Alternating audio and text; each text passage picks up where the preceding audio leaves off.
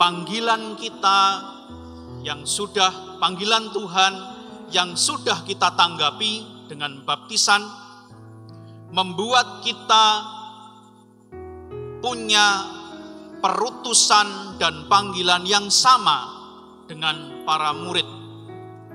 Maka dalam kebiasaan kita memilih orang-orang kudus sebagai nama baptis. Awalnya dahulu yang dipilih adalah biasanya nama para rasul, tentu saja 12 rasul, termasuk kemudian Paulus, Matias. Nah, panggilan kita demikian, tidak ada netral, tidak ada saya mau mewartakan kabar gembira kalau saya senang. Saya mau mewartakan kegembiraan hanya untuk orang yang saya sukai. Tidak. Kebetulan di tengah kita ini ada, tidak tahu ini siapa yang mau nikah, saya tidak tahu. Tetapi di tengah kita dipisahkan kiri dan kanan oleh bunga, jalan berbunga ini. Biasanya kalau saya menghadiri pernikahan di Amerika, penjaga pintu akan bertanya, kamu kawannya mempelai laki-laki atau kawannya mempelai perempuan? Mereka tidak akan, kalau ditanya, kawannya laki-laki atau perempuan, lalu jawab, dua-duanya.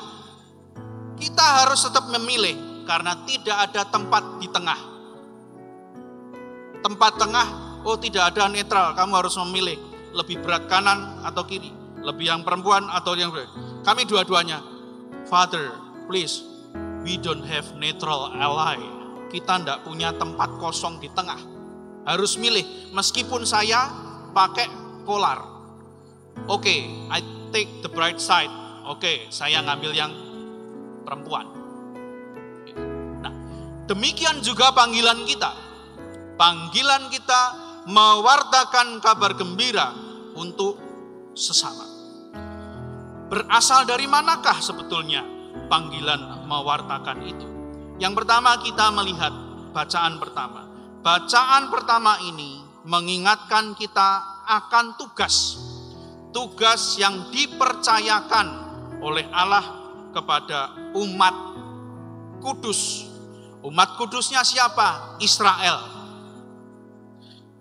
Hubungan erat dengan Allah membuat kita memiliki tugas yang sama dengan umat Israel untuk juga menguduskan dunia.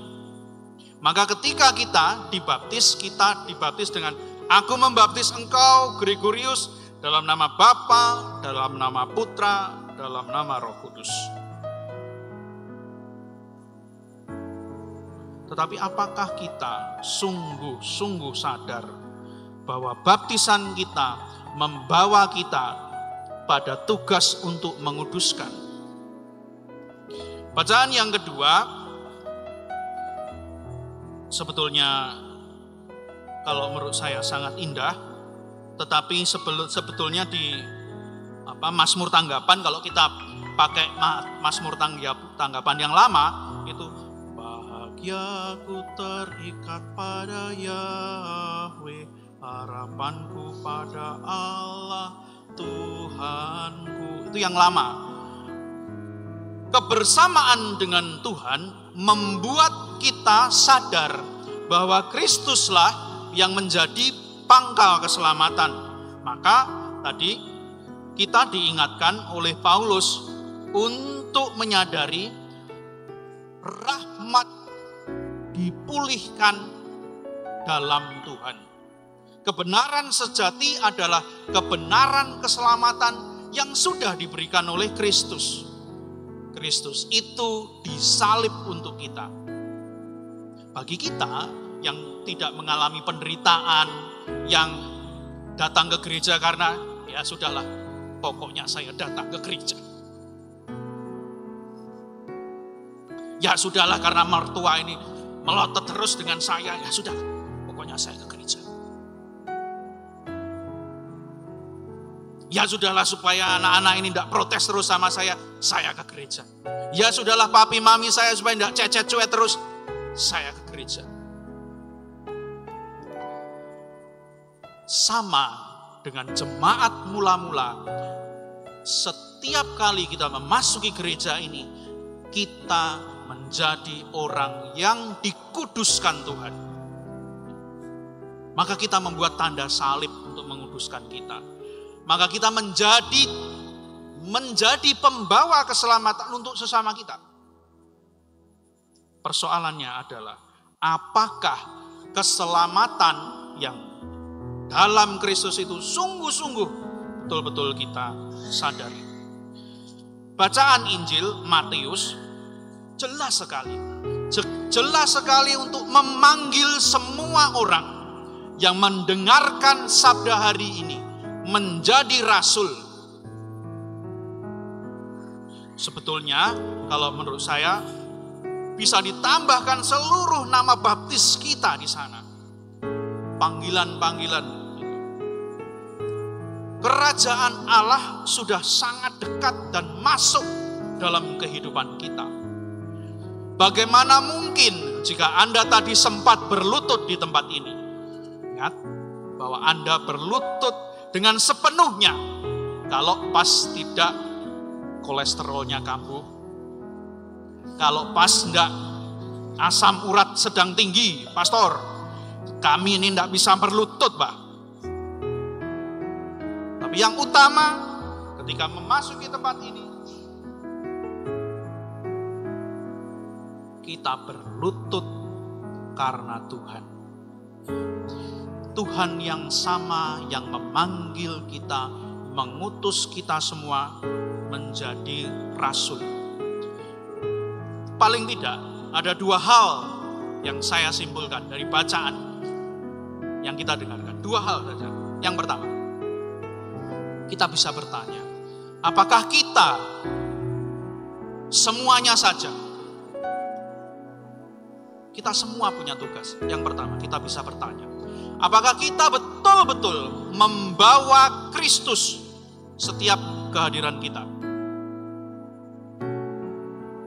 Hei saudara-saudara yang sudah menerima komuni, Anda menerima komuni. Minggu lalu anak-anak itu menerima komuni pertama. Apakah kita sungguh-sungguh menyadari komuni kita menyatukan diri kita dengan Kristus? Apakah kita juga menjadi pembawa cinta, pembawa keselamatan, pembawa kabar gembira untuk lingkungan saya? Apakah kita sungguh-sungguh membawa Kristus dalam hidup kita? Setiap kali kita membagikan komuni, para prodiakon, Anda tidak membagikan apapun dari diri Anda. Kita menerimanya cuma-cuma. Dan jangan teriak-teriak, tubuh Kristus, tubuh Kristus, tubuh Kristus. Biasa saja coy. Tubuh Kristus, tubuh Kristus. Kita tidak membawa apa-apa dari diri kita sendiri. Kita memberikan cuma-cuma, kita menerima cuma-cuma dari Tuhan. Dan mewartakannya dengan cuma-cuma. Dan yang kedua adalah, apakah kita membawa kesembuhan? Dunia kita penuh dengan orang sakit. Ingat, sakit itu tidak hanya fisik, panu, kadas, kurap. Tidak. Mereka protes, kok kurapnya ke saya, Pastor? Kok ke yang lain? Apakah kita datang memberikan kesembuhan batin pada sekitar kita, atau malah kita memberikan luka? Apakah kita setiap kehadiran kita membuat orang di sekitar kita, oh, terima kasih telah bertemu dengan Bapak A, B, C. Terima kasih sudah bertemu dengan Ibu A, B, C. Bukan malah sebaliknya, kita menjadi gossipers. kita menjadi pembawa hoax. Inilah saatnya untuk bertobat. Maka tadi ketika bait pengantar Injilnya, kerajaan Allah sudah dekat. Bertobatlah dan percayalah kepada Injil. Rabu abu ini. Rabu abu ini. Bertobat. Kasih abu, kurang banyak 1 ember. Tetapi ini kita perlu sadar untuk menjadi pembawa Kristus dan penyembuh bagi semua orang. Setiap kali kita membuat tanda salib, setiap kali kita membaca kitab suci, setiap kali kita bertemu dengan anak-anak kita, setiap kali kita bertugas, setiap kali kita masuk dalam ruangan ini, setiap kali kita masuk di dalam ruangan keluarga kita, dimanapun berada, kita menjadi pembawa Kristus dan penyembuh. Tuhan memberkati kita.